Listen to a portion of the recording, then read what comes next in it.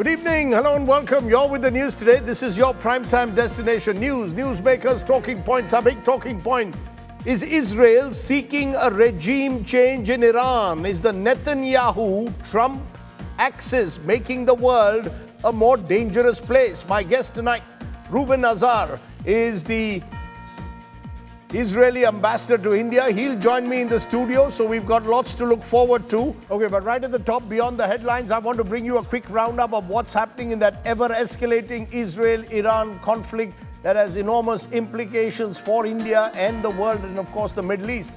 Donald Trump, the U.S. president, now hinting at a regime change. The U.S. president posting on social media to ask, why wouldn't there be a regime change? This after other top U.S. officials had stressed that toppling Iran's leaders was not the aim of their military action, during which U.S. bombers targeted 3 sites in an effort to curtail Tehran's nuclear program.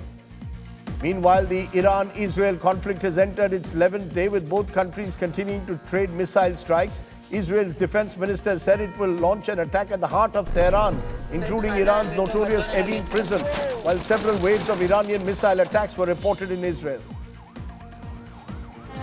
Iran said its latest missile and drone barrage on Israel marks a new phase of its military campaign, dubbing it True Promise 3, targeting Tel Aviv and Haifa.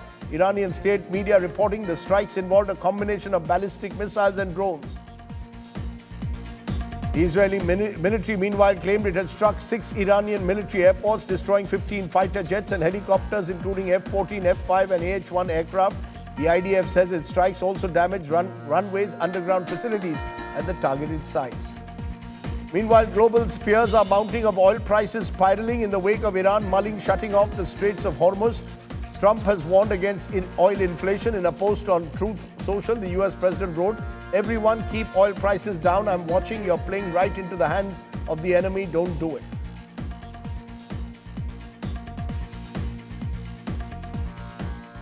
But the story, of course, is on the ground, both in Tehran and Tel Aviv. We'll have both on this special show. I want to start with Tel Aviv because in a moment I will be speaking to the Israeli ambassador to India here in the studio. The truth is, as I say, that civilians in particular are suffering in both Israel and Iran. My colleague Shivani Sharma is in Tel Aviv and she tells you what the ground situation is in that city at the moment. Take a look. The escalation from Iran is going each day, and I'm right now in Israel's Ness Shehona, and you can see the kind of devastation that this area has witnessed after the Iranian attacks that happened here yesterday morning. And these salvos were fired. This is the kind of damage, the magnitude and intensity of these missiles, completely damaging these buildings. These are concrete houses that have been damaged completely. It is understandable that the payloads that were being carried with these missiles were very heavy, hypersonic missiles that are now being used by Iran to devastate and challenge Israel. And this is how the area looks like, completely shattered, and these debris are on the grounds. And this is the area where people used to live. These are all the houses. So this whole periphery of more than 500 meters has suffered heavy damages. So this is the kind of targets now Iran is taking ahead, the residential buildings. So if I want to show you this complete area, this happens to be a housing location where people live, where children play. There is a park. So this area was hit by Iran, and earlier today there were similar attacks across Israel. You see this building, this is completely broken. You can just see the kind of destruction these Iranian missiles are now bringing onto Israel. And Israel is also countering these attacks with more attacks on the military targets inside Israel. But this is one location in Israel that has suffered majorly. You see the restoration work is going on, and these flags that have been put here to show the resilience from Israel, the kind of spirit the government is now helping these people to go to safer locations, because now their houses are damaged. They need to be relocated. So this relocation is happening. At the same time, the restoration, the sanitization of this building needs to take place, because if it further falls, it can be dangerous to the people who pass by from this side. So You see a lot of vehicles that are lined up. These are the people who used to stay here, and the authorities are trying to help them. If I can show you some visuals from that area where there are camps, these people are being helped by the authorities in Israel. People are now going to other places, but certainly this is the kind of damage that Israel is witnessing here in Nesheona, which happens to be one of the major localities. This happened yesterday. Yes, it's my house, and I was inside when it was bombed. I was actually downstairs of the shelter, Okay. and we were there. Me and my wife, together with the dog. I hope you're fine. Yeah, I'm better today, Okay. and we just felt the bomb falling on our head. It's actually landed right into the center of the house.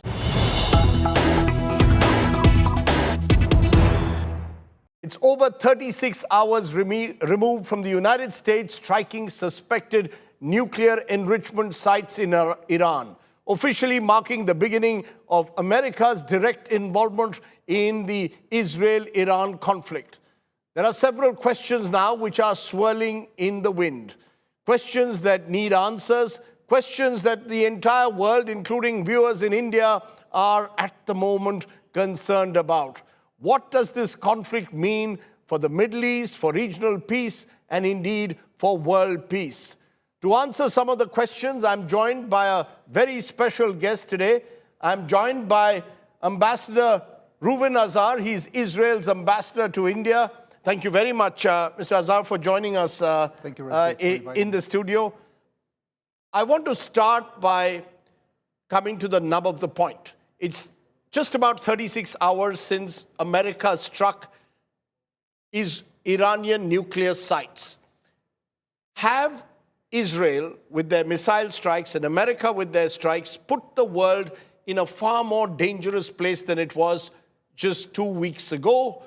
Because now there is a fear of a more destabilized Middle East, which can't be good for the world. How would you respond to those who say Israel and the United States in concert have put the world in a more difficult, dangerous place?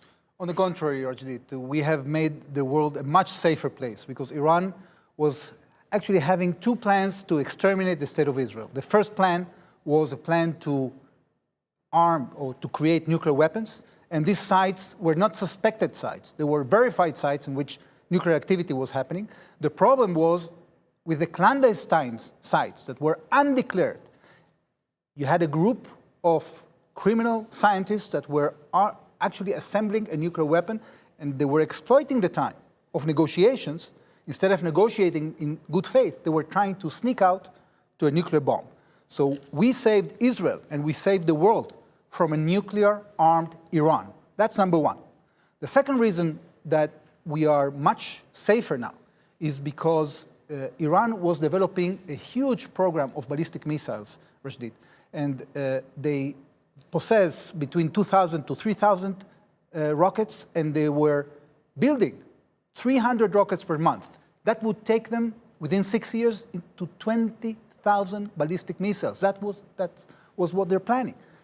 With that arsenal, they could have destroyed the state of Israel just with the missiles. They would continue to terrorize the entire region.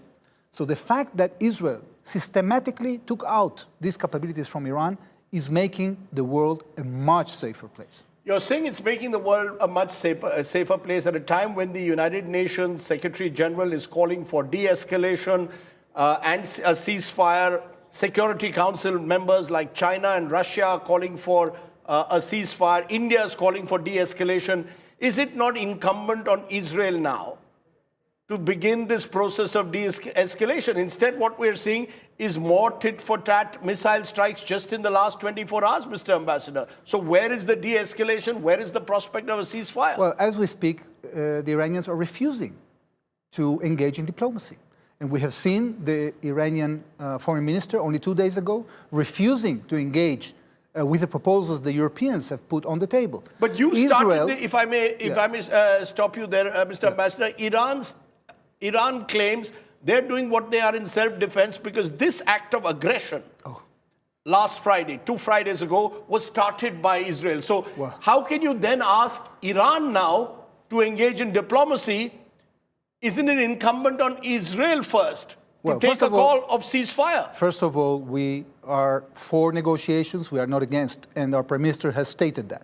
Second, the criminal state of Iran that has been trying to destroy us for the last 30 years, have been financing terrorism, has creating all these armies of proxies to attack us, have been actually attacking other countries, has been controlling 4 Arab capitals, have been firing at Saudi Arabia. These criminals, radical people that are oppressing their own people, they are claiming suddenly that their sovereignty is breached. It's ridiculous. But it is a sovereign nation. I mean, it is Well, Iran but- is a sovereign nation. You may see We it. are a sovereign nation. So are you. Yes, exactly. but they have been attacking Israel is them. a sovereign nation. Look, Iran is a sovereign nation. If Iran today claims that their sovereignty has been assaulted by what has been done by Israel in the last 10 days, are they wrong? They can only blame themselves because they have been breaching the sovereignty of many other nations in the region. They have sworn to exterminate us. Actually, today, Rajdeep, we have hit a clock in Tehran that was counting down the days for the existence of our state. So if a country acts against the Charter of the United Nations and decides that it wants to exterminate another state and acts to do it, Israel had no choice but to prevent from them the means to execute their plan. And that's why we acted, and the Iranians can blame only themselves because they have been the aggressors for many years. And believe me, Rajdeep, many countries are relieved. Of course, people are concerned because people don't want escalation. But what we have done is not only to defend ourselves, what America has done, and we are very grateful for the leadership of the President of the United States. He has taken action to make the world a safer place. You're saying he's taken action to make the world a safer place. You're saying this is to, in a way, defang Iran's nuclear program. Now, Iran claims that their nuclear program was not designed for military use. In fact, there are some reports which suggest that there is no hard evidence that Israel or the United States has that, as you claim, Iran was just weeks away from concretizing their nuclear program. So the question will arise, what now? What has suddenly changed for Operation Rising Well, Lion first to of start all, 10 days Iran- ago? And what evidence do you have that Iran was weeks away from a nuclear program? So first of all, it's clear that Iran was lying because even the IAEA has mentioned 2 weeks ago in a report that Iran was in non-compliance of the safeguards agreement of the NPT. It means that it had undisclosed clandestine activity that it didn't report to the IAEA, and when the IAEA received that information, the Iranians haven't been able to corroborate and to justify this fact. Iran has been enriching uranium to military level without no justification. So the Iranians have been lying, and we, after we saw that we managed to peel Iran's proxies, mainly Hezbollah, which also led to the fall of Assad's regime, we had in our intelligence evidence that there is a clandestine group of criminal scientists that are assembling a weapon. We shared that information with the United States. The United States corroborated that information, and based on that information, we have taken action because we had no choice. It's interesting you're saying this because the head of the U.S. intelligence, Tulsi Gabbard, a Trump appointee, had actually, before a congressional hearing, said they had no evidence that that Iran was building its nuclear arsenal. This was as early as March this year. So you're saying she was lying, the Iranians were lying, the world wasn't being told the truth. I'm not saying she was lying. I don't know what she said and when she said. What I know is that we shared this intelligence with the United States government. The United States government had this information, and they backed our action, they supported our action, and we were in sync. We coordinated this activity in order to remove... You coordinated it, that's important. Yes. Israel and United States coordinated this activity. Of course, of course. And we've been able, together, to remove this threat because Israel has created the path for our Air Force to remove the air defenses, to hit the nuclear sites.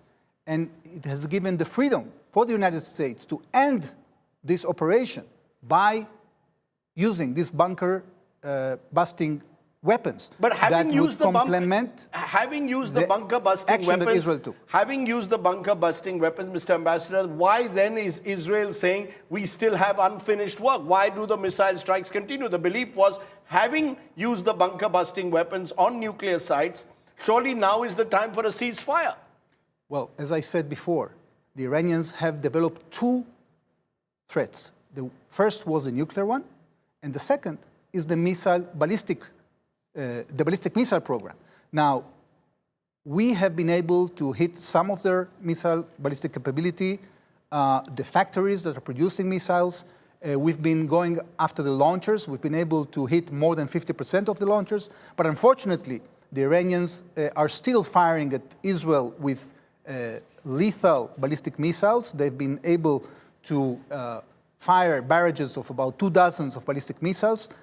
And that is much less than what we had in the beginning, but it still constitutes a threat. So our Air Force is taking action right now, as we speak, over Iranian skies to continue neutralizing that threat. So is it about neutralizing the Iranian nuclear threat, or is it about regime change? I just want to tell you, Mr. Ambassador, the US President Donald Trump posted on social media today, why wouldn't there be a regime change? Now, this comes on the back of several of your leaders, including your defense minister, who's called Ali Khamenei a modern-day Hitler who must go. Now, is this about then the nuclear threat, or are the goalposts changing with every couple of days? It started off by the nuclear threat, as you said. Now you've got the US president, you've got Israeli leaders, including your prime minister, suggesting this is now about regime change.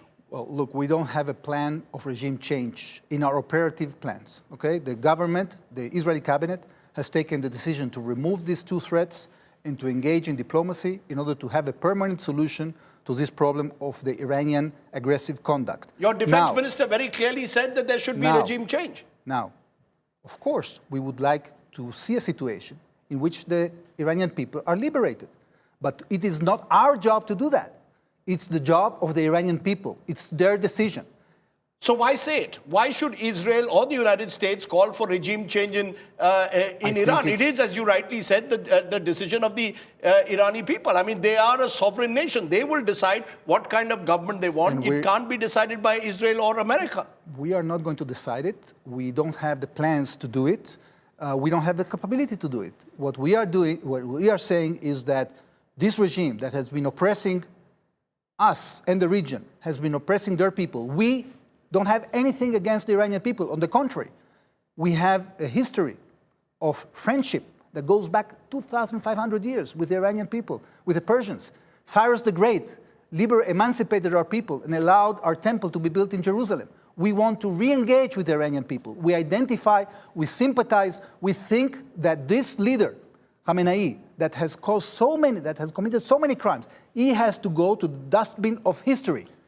That is our position. Okay, that is your position. The Iranian people may well see him as a spiritual leader. Tomorrow, if Iranians turn around and say we want Benjamin Netanyahu to be put in the dustbin of history, can sovereign nations' leadership be decided by another country? Can you tell me today you want Khamenei in the dustbin of history? Isn't it morally unconscionable in the world we live that nations are going to call for removal of a particular elimination? The word used by one of your leaders was elimination of Khamenei. That is the operation. And I quote here an academic of Israeli descent, Mr. Avi Schleim, who calls it the act of a mafiosi. This is what mafiosis do, eliminate someone from another country. I have a question for you, Rajdeep. If somebody was trying to kill you for the last 30 years, and have been using every means that they have in order to handicap you, in order to kill you, in order to assassinate you, in order to hit you, in order to amass the weapons that will ensure your destruction,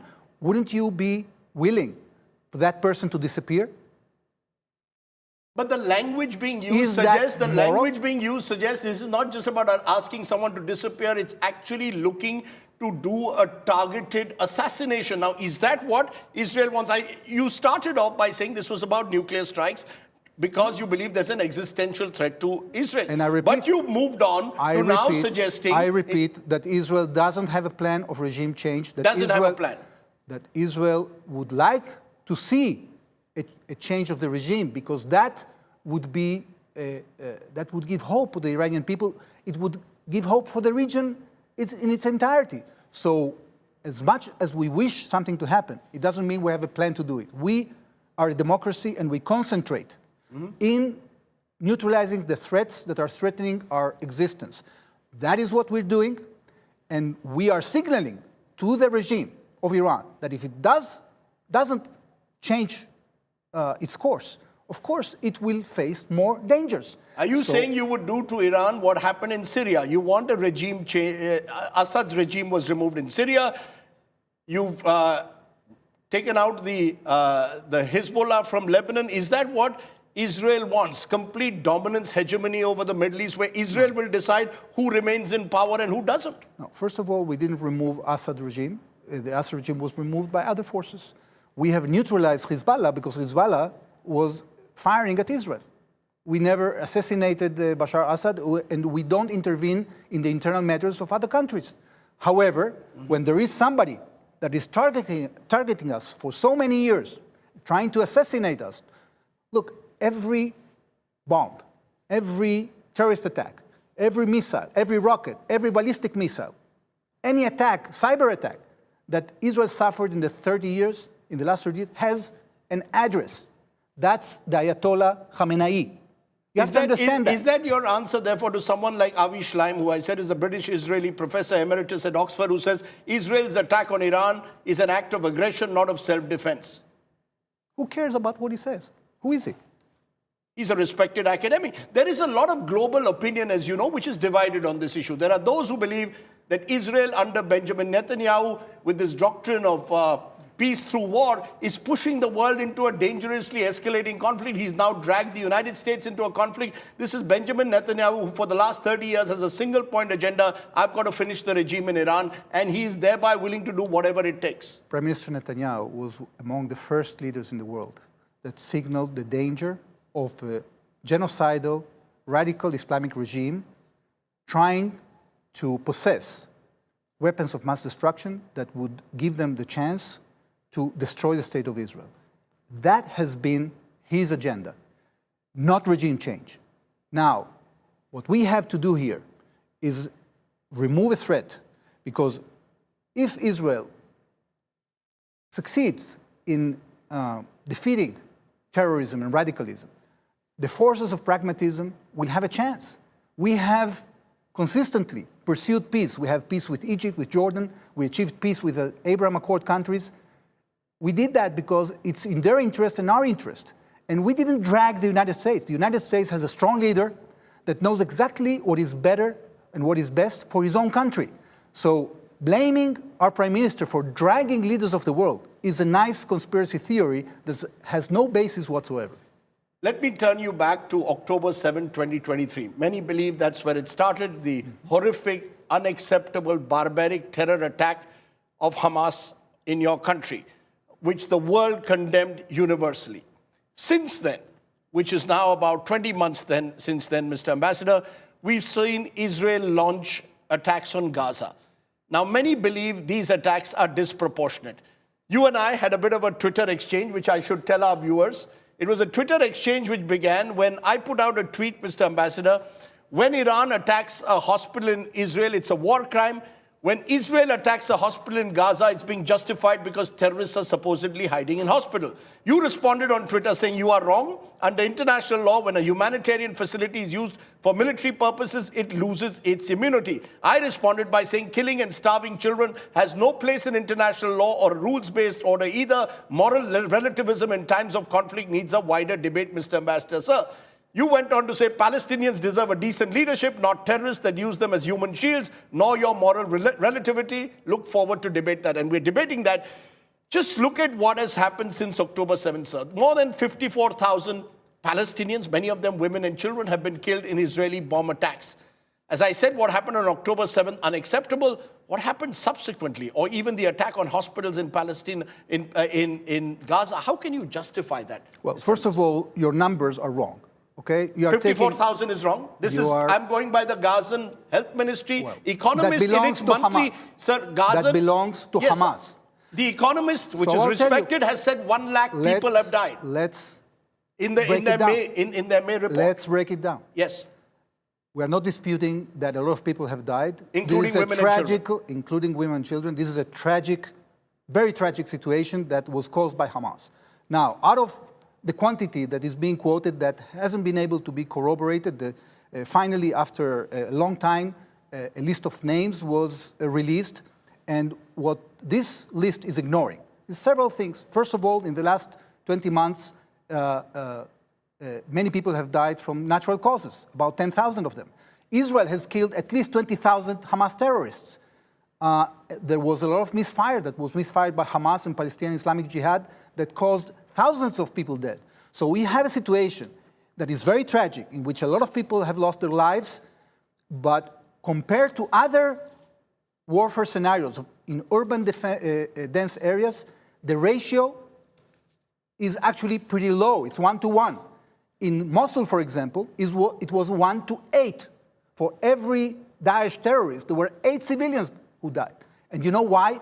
Because Israel has gone, in many ways, out of its way in order to save human lives, in order to try to get people out of harm's way. And it is Hamas that has been preventing evacuations. It is Hamas that is hitting food distribution centers and killing people. It is Hamas that is actually abusing any norm in the book, hiding inside ambulances, putting the headquarters under hospitals, putting the headquarters under UN installations, recruiting UN people. Can you believe, today, Jonathan Samarano, yesterday, was brought back to Israel. His corpse was brought back to Israel. Do you know that a UN worker abducted him from Israel? A UN worker that was a Hamas operative. So you have Hamas operatives disguising as UN workers, disguising as press, disguising as medical personnel, and they have been committing all these crimes. And despite that, thanks to the actions of Israel to put people out of harm's way, we have seen a relatively, and again, every loss of life is like the entire universe. This is what our tradition says. But in comparative terms, this has been a very low ratio of civilian casualties. 59% of the deceased are women, children, or elderly, according to the May study of The Economist. The numbers they believe are in far greater numbers than even the Gaza Health Ministry reports. Hospitals, at least 17 of them have been targeted. Many of them have been fully all of them you have Hamas. Are you telling me that in every hospital, in every school that has been targeted, you have underground Hamas shelters? Yes. But the world is condemning it. The UN Secretary General, UN human rights bodies are all saying Israel's response is disproportionate. You've ended up starving children because you've had blockades. You refused to allow UN aid to come in. Let me give you the facts. Okay? Since this war began, and by the way, Israel has no responsibility to feed the enemy. But what we did is that we facilitated the entrance of 1.8 million tons of food. We had, on average, we had a situation in which at least 160 trucks per day entered the Gaza Strip. Okay? There was a period of time after the second ceasefire, after 25,000 trucks of food entered the Gaza Strip, in which we decided to stop in order to take the humanitarian assistance out from the hands of Hamas. Okay? So Hamas cannot use the sequestrated aid in order to continue its grip on the population. Because you know what was happening? UN monitored aid. You seem to suggest that Hamas masquerades as UN workers. They hide inside hospitals. They hide inside schools. It's almost as if you've decided the entire population of Gaza is Hamas. Well, first of all, if you see the data, you would see in the polls that were conducted by Palestinians that the highest majority of Gazans actually were supporting Hamas. But despite that... That can't be a crime. Are you saying if I'm a civilian who supported a political authority which was...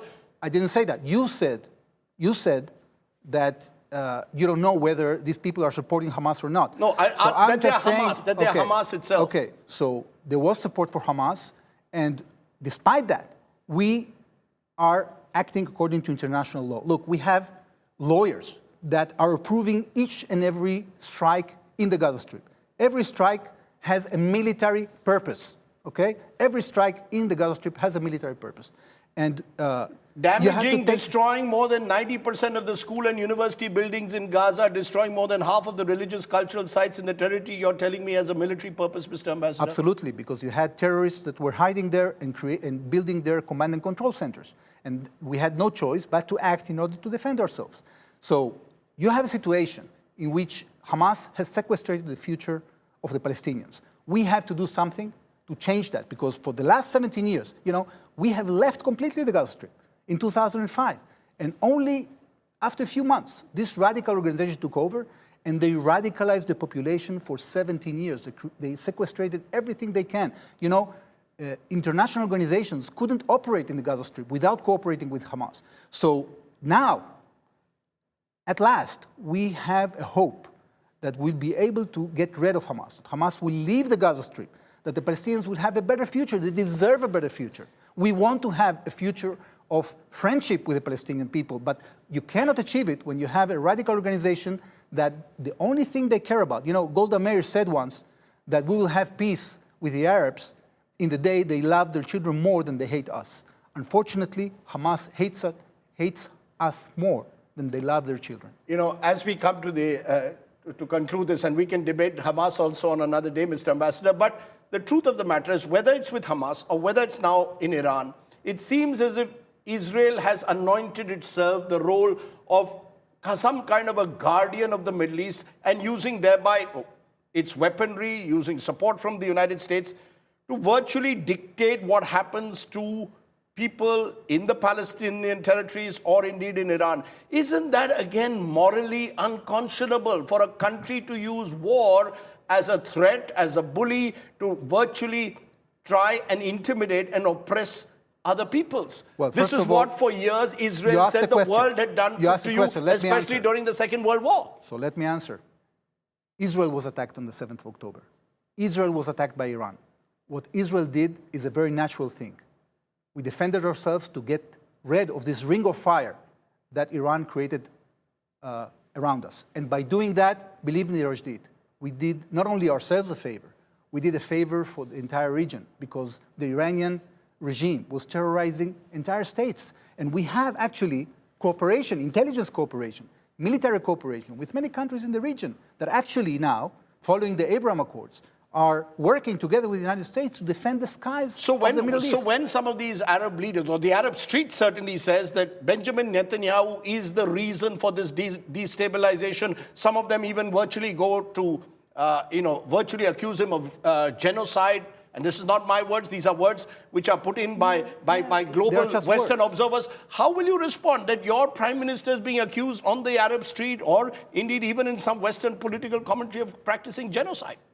Well, that's nonsense, because there cannot be a genocide in a place like the Gaza Strip, in which in 1967, when we took over, were 300,000 people. Now there are 2 million people, okay?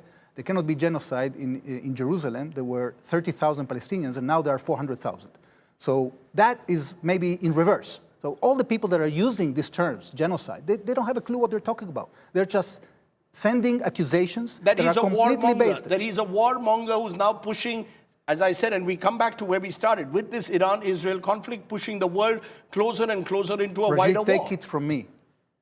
Prime Minister Netanyahu will be remembered as the person that took care of the Iranian threat, that actually saved Israel from annihilation, that saved the Middle East from a tyrannical, radical Islamic regime that was throwing havoc in the region and that was toppling one regime after the other.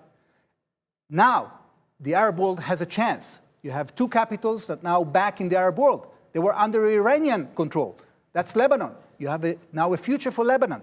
This is not because Israel intervened in Lebanese politics. We only defended ourselves, but we relieved the region from this tyrannical, malevolent You've regime. replaced Assad with those who were supporters or are supporters or once were supporters of the Islamic State. But we didn't replace. Mr. Ambassador, sorry. You're saying you didn't replace, but they've come to power. You cannot say something they've come to power. That is not true. We didn't replace the regime in Syria. They've come to power. They've come to power. That's a fact that we are not responsible for. Okay. Therefore, Mr. Ambassador, in conclusion, what's the end game? We are now, as I said, 36 hours after the Americans bombed these nuclear sites. Israel continues with its missile strikes. Iran continues to strike your country.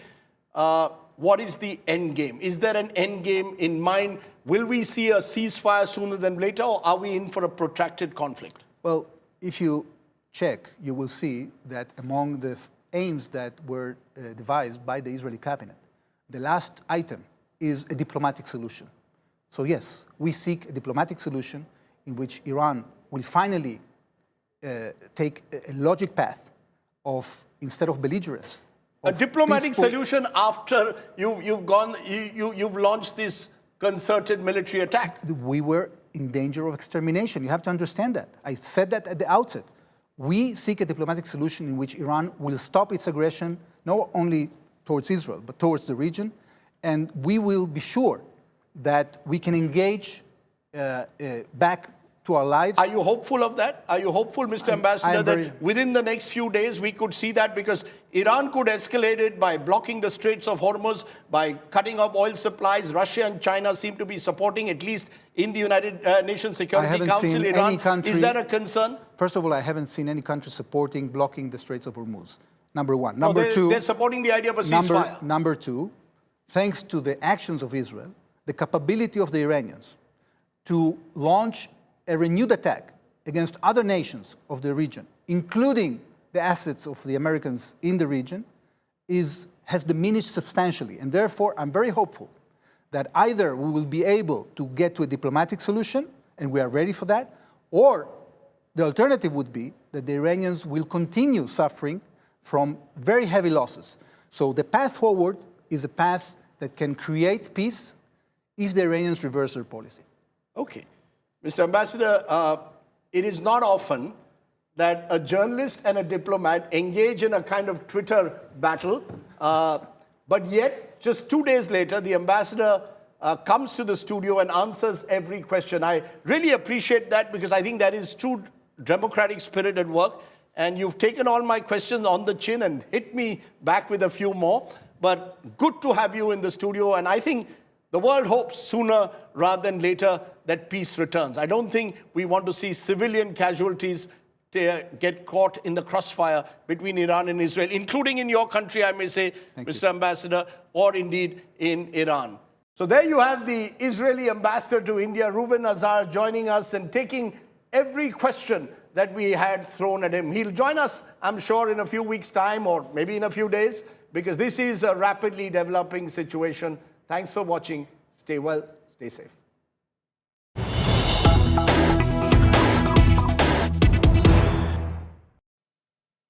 Okay, let's turn from that special interview that you saw to the breaking news that's coming in at the moment. Iran plotting revenge after Operation Midnight Hammer is what a report of a US official to Reuters is saying. US bracing now for Iran's retaliation.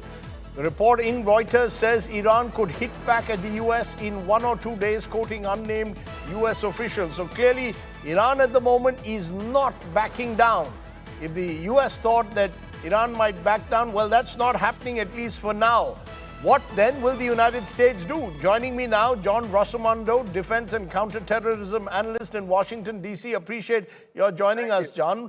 What do you see in the Iranians, at least at the moment, in their rhetoric, are making it very clear? They're not backing down.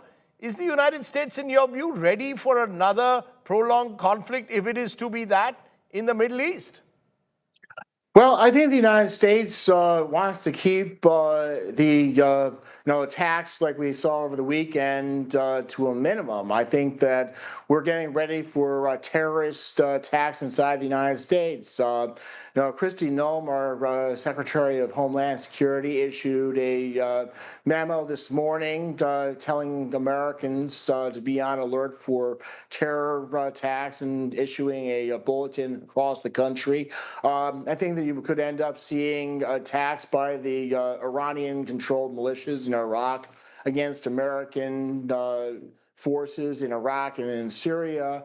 You could potentially see maybe missile strikes at American bases, maybe attacks against U.S. warships off the coast. The Chinese have given a warning to Tehran not to close the Strait of Hormuz because China's economy is overwhelmingly dependent on oil from the Persian Gulf. So I think that we won't see this close to the Strait of Hormuz in the near future. But there is of course the possibility that Iran could attack US bases in the area. It's happened before also. Do you believe that the United States is ready for this kind of retaliatory spiral? Can Donald Trump, or does Donald Trump believe he's done what he had to on the weekend and the world will be back to normal? That's not going to happen, is it? I mean, has the US underestimated Iran in some way? Well, I think that the U.S. is, ready for all contingencies against the Iranians. I mean, the fact that you have Israel running around-the-clock bombing sorties against Iran, kind of lessens the need of the U.S. to do anything of the sort. I mean, it's kind of the reverse of what you had in the '91 Gulf War, where the U.S. provided air cover for Tel Aviv, where now you have the Israelis exacting revenge against, Iran on the inside. So I don't see much of a need for the United States to do anything kinetic. Because there's a belief that Israel cannot finish this war on its own. Israel and Iran, unless the United States actually actively gets involved with kinetic action, this war will not finish in a hurry. So therefore, the pressure could well build on the United States to enter the war in a more specific manner. You seem to suggest that that is not Donald Trump's preferred option, but sometimes in life you don't get your preferred options. Having taken the step that he did on the weekend, is he ready for what it involves? Sometimes there's a third option. You've seen the Israelis attack Evin prison, where the regime has its political prisoners in Tehran. You've seen attacks against IRGC. You could potentially see the U.S. working to help the Iranian protesters who've been in the streets for years to have a fighting chance against this regime. I think yesterday you had President Trump talk about regime change obliquely when he said make Iran great again. But I think that's more of a reference to helping the Iranian people to get rid of this regime that they hate. Mm-hmm. John, there's a sense that the way this has played out in the last couple of weeks, Israel was creating a situation where the U.S. had no choice but to get into this war. What is your belief is the general view of people in America? Do they really, do they get memories of what happened in Afghanistan every time they're told of going to war? Or is this seen as a necessary battle to be fought? Well, the average American doesn't know the difference between an Iranian and an Afghan or an Iranian and an Iraqi. So, Americans are in consternation about the narrative about endless wars. So President Trump is going to do everything that he can to keep, large troop formations from going into Iran. I mean, you might have some covert actions, maybe Delta Force or, Green Berets that would go under the radar, but nothing like large. I mean, we'll probably see things that we can't talk about going on, maybe providing Starlinks or other communications for Iranian protesters, because there's a very strong feeling against this regime. I mean, I heard an anecdotal report from an Iranian friend who was talking to her friend in the country who said that she would love to see a statue of Netanyahu in Tehran.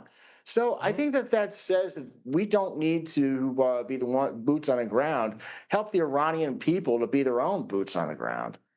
So in a sense, what you're suggesting, it's not so much about regime change, but regime collapse. What the United States is hoping, perhaps, by what it's done on the weekend and what the Israelis are doing is to create a situation where the people of Iran revolt and there's a regime collapse. Am I right? Yes, and you have Prince Reza Pahlavi, the son of the late Shah, who claims to be getting pledges of loyalty from people in the security services trying to say, hey, if this regime collapses, we have an option. The rumors, at least on X, have been that this administration has been talking to Prince Reza, and so have the Chinese. So I think that we want to take bets on collapsing this regime due to lack of support and freeing it from its jailers, namely the besieged militia that has killed hundreds of protesters, and the courts of this regime that have sentenced like 20,000 people to prison for protesting against it. John Rosamondo, for joining me there from Washington. Appreciate your joining us. Let's turn to tonight's Get Real India story. Across Madhya Pradesh, schoolgirls are silently navigating their periods in pain and fear. Sanitary pad vending machines promised by the Madhya Pradesh government are either being broken, empty, or simply missing. In tribal districts, there's no budget even for it all. Have slogans like "Experience the Freedom" become hollow phrases in Madhya Pradesh? Take a look at tonight's Get Real India report.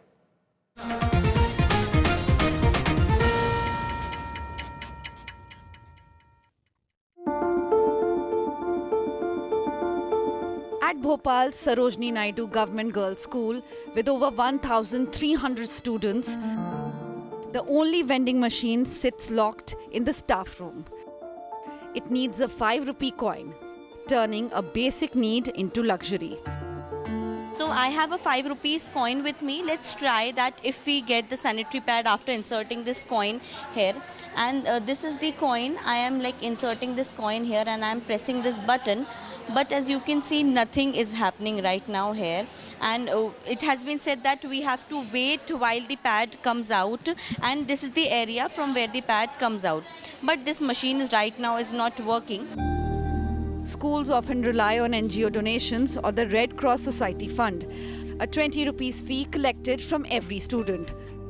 What is claimed to be free is actually being paid for twice. वहाँ construction का काम हुआ था तो कुछ machine में problem आई थी तो हम नई मशीन 1-2 दिन में उसको लगवाने वाले हैं। ये वर्किंग में भी थी लेकिन अब इतने सारे बच्चे हैं, छूने में कुछ ख़राब हो गई होगी तो हम लोग उसको सुधरवा लेंगे और वैसे हमने अपनी वैकल्पिक व्यवस्था करके रखी है। प्रॉब्लम्स तो बहुत होती है मैम, नहीं मिलता है तो परेशान होना पड़ता है, यहाँ वहाँ जाना पड़ता है, स्ट्रेन का डर रहता है, कोई देख लेगा कुछ हो जाएगा, ऐसा डर रहता है थोड़ा बहुत।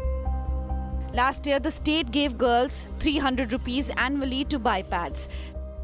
That is just 25 rupees a month. One pack costs approximately 40 rupees and girls need at least 2. The maths doesn't add up. तो हकीकत ये सरकार करोड़ों का घोटाला इसमें कर रही है। जो सैनिटरी पैड वेंडिंग मशीन में मैंने जो सवाल करा था कि कितना बजट आपने अलोकेट करा, तो उन्होंने 0 बजट उसमें अलोकेट करा है। इस प्रकार की किसी भी कमी को सरकार बर्दाश्त नहीं करेगी, बल्कि सरकार ने अगर कहा है कि अगर कहीं कोई कमी है, राशि की भी कमी है तो पर्याप्त राशि भी उपलब्ध कराएंगे, लेकिन सैनिटरी पैड की उपलब्धता पर्याप्त होनी चाहिए। But the reality remains, machines rusting, promises rotting, and girls left to suffer. Menstrual dignity in Madhya Pradesh isn't just overlooked, it is denied. With Amritanshi Joshi in Bhopal, Bureau Report, India Today. Stories that you won't see on prime time anywhere else, stories that reflect real India and its problems and issues. Let's turn to an India Today fact check. A claim was made which shows a video of UAE sending medical aid to Israel. The fact is, this is an old video from 2021, has nothing to do with the ongoing Israel-Iran conflict.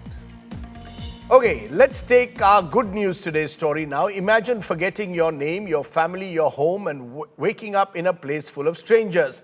This is the silent reality for thousands of elderly people in India suffering from mental illnesses like dementia. But now a small initiative from Mumbai is offering a giant leap of hope, a new digital lifeline helping these forgotten faces to find their way back. Take a look in our good news story.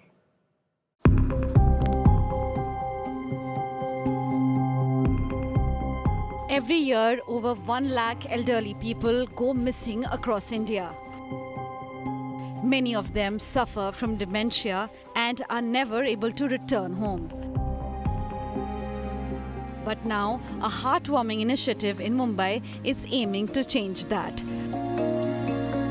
A pilot project named Milap Setu has been launched in Mumbai's Thane district. It is not just an app, it is a bridge of hope. Created by Project Chetna, the app uses AI-driven facial recognition to help reunite mentally unwell elderly residents of orphanages with their families.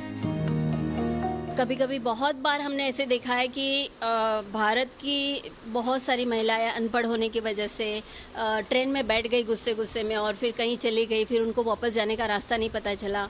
और बहुत सारी ऐसी dementia, Alzheimer ऐसी बीमारियां हैं जिसकी वजह से इनको घर का पता नहीं पता चलता है। तो ऐसे लोगों को ढूंढने में मिलाप हमें बहुत हेल्प कर सकता है। तो मैं बहुत खुशी से, मतलब ऐसे मुझे खुशी हो रही है। Milap Setu is free and open to the public. Anyone can upload or search using images of missing persons.